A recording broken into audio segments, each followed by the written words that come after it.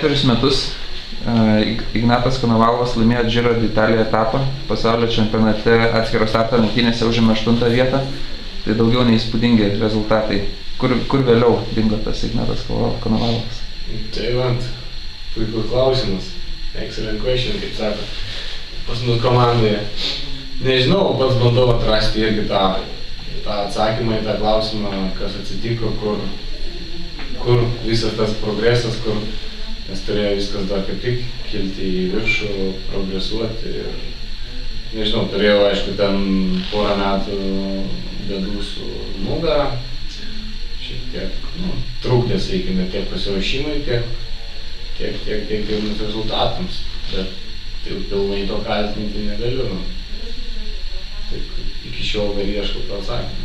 Šiemet aplenkėt Ramūną Navardauską ir visus lietuvius ir Lietuvos čempionate, ir pasaulio čempionate. Ar galim sakyti, kad grįžtate? Na, iš tikrųjų, Lietuvos čempionate man tas, pavyzdžiui, asmeninių lenktynių pergalė buvo labai netikėta, nes varžybų dieną nesijaučiau labai gerai ir kirtęs finišo liniją, kai iš tikrųjų privažiavau ir sveikinau Gediminą Bagdoną ir jis mane sveikina, pasirodo. Jisai galvoja, kad mane sveikina, aš galvoju, kad jis sveikina, paskui supratau, kad iš tikrųjų aš laimėjau. Tai tokia buvo, sakykim, labai džiugi pergalė, šitą gal viena iš įmintiniausių Lietuvos čempionato asmeninių lenktynių. Nes tikėjau, vis tiek, kaip jau kalbėjom, tie 2 paskutiniai metai buvo tokie nekokie, tokioje duobėje, tiek morališkai, tiek fiziniai tie rezultatai nebuvo geri, taip kad labai džiaugiausi tuo.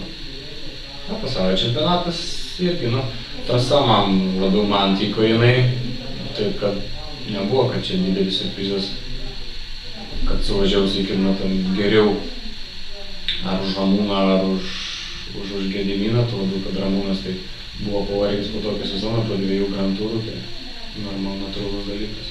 Bet jūsų pasitikėjimas savo jėgomis grįžta? Na, žinoma, tokie rezultatai, kai jau tu matai, kad tu grįžti, sakykim, kad jau kovoji, jau apsidairai tam pačiam pasaulyje, apsidairai grupėje, kad čia jau liko 30 žmonių, aš dar čia, tai žiūrėk, gal čia visai nieko, tai davai, dar čia pakentėlį. Tas, žinoma, duoda tokį pasitikėjimą, ko ir reikia. Tada užsiminat įdomioje komandoje MTN Quebec. Atsiranda galimybė, sakykim, Afrikos sportininkams papulti į tą dviračių pasaulį, kaip jie sako, jeigu gali būti afrikietis maratono bėgikas, tai reiškia ištvermės sportas, kodėl jis negali būti dviratininkas, jam tik reikia duoti šansą. O koks jūsų uždavinys toje komandoje? Mano uždavinys, tai aš kaip toks turintis didesnę patirtį, buvęs tose aukščiausio lygio komandose, mano uždavinys tai yra padėti komandai, padėti jaunesniems komandos nariams apsiprasti, suprasti varžybas ir taktiką, galbūt ten kažkokie tais patarimai treniruotėms, maitinimus ir panašiai. Ir būtent kažkokiose varžybose jau kur man tinkamos, aš galiu pilnai reikštis ir turiu teisę, sakykim, prisimti lyderio vaidmenį, jeigu aš pasakau, kad taip aš pasiruošęs. Tai Giro, jeigu važiuotumėt, būtumėt vietos lyderiu? Na, ne generalinė klasifikacija, aišku, nes tokie kalnai man tai jau yra per sunkus. Tuo labiau Giro d'Italia kalnai yra ne kiek ilgi, bet kiek status, kas man nėra labai priimtina.